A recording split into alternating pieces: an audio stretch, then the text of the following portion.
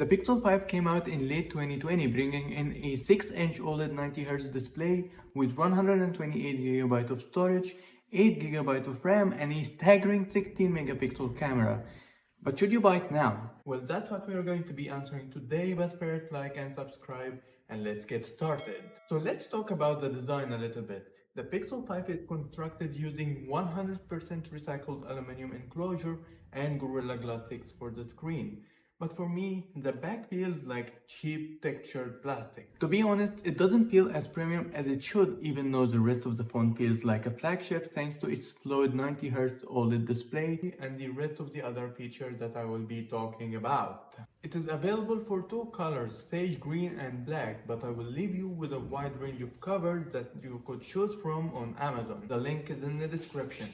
Strangely, the Google Pixel 5 has a less powerful processor platform than the Pixel 4, opting in for a Qualcomm Snapdragon 765G instead of Pixel 4's Qualcomm Snapdragon 855. However, the Pixel 5 delivers smooth performance for everyday tasks and multitasking. While it may not match the flagship processors in raw power, the Snapdragon 765G ensures snappy performance and efficient power management, resulting in a longer battery life. But I don't really like the fact that they downgraded from the Pixel 4.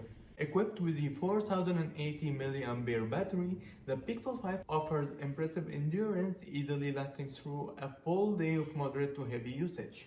Google's adaptive battery feature optimizes power consumption based on usage patterns, further expanding the battery life. Additionally, the Pixel 5 supports fast charging and wireless charging, providing convenient options for topping up the battery. The Google Pixel 5 has a wide 27mm wide camera and an ultra-wide 16.5mm ultra-wide camera. So remember the performance talk we had a while ago? The processor downgrade thing? Yeah, so photography perspective, a performance difference could impact the image quality because Google's Pixel camera heavily relies on software improvements rather than the camera hardware evolution. But does that mean that the Pixel 4's camera is better than the Pixel 5? Well, not necessarily. While the Pixel 4's Snapdragon 855 might offer slightly better raw processing power, the Pixel 5's wide plus ultra-wide configuration and Google's continued software optimization could still result in excellent image quality and overall camera performance for the 5.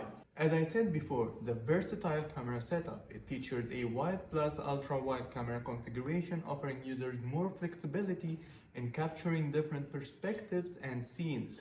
This versatility can be particularly useful for landscape photography, group shots, and architectural photography. Night sight.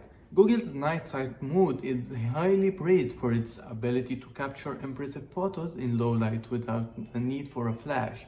The Pixel 5 further improves upon this feature, allowing users to capture stunning nightmare shots with minimal noise and enhanced details. Astrophotography mode. The Pixel 5 includes an astrophotography mode enabling users to capture breathtaking photos of night sky, including stars, constellations, and even allegedly the Milky Way. This feature showcases Google's commitment to pushing the boundaries of mobile photography. Cons. I believe that most of the cons are salvageable through software updates. However, the phone received its last update back in October 2023, so I'd hate to think that it's probably not going to be fixed.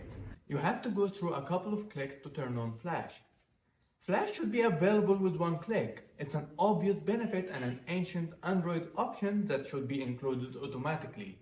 You can't turn Flash on during a video that you started recording without Flash. You can't turn the camera around during a video. I find the camera to have a lot of noise in photos and in videos. So let's answer the question, is it worth it? The Pixel 5 presents a mixed feeling of features and drawbacks, making it a decision worth contemplating carefully. Its design, while incorporating eco-friendly materials, might not feel as premium as it should. The processor downgrade from the Pixel 4.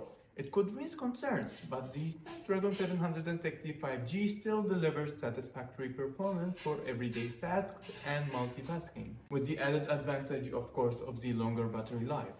However, the Pixel 5 isn't without its flaws.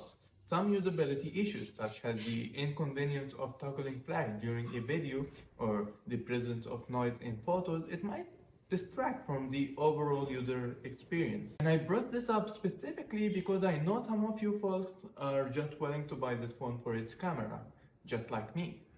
Additionally, the lack of future security updates since October 2023, it raises concerns regarding the device's longevity and security.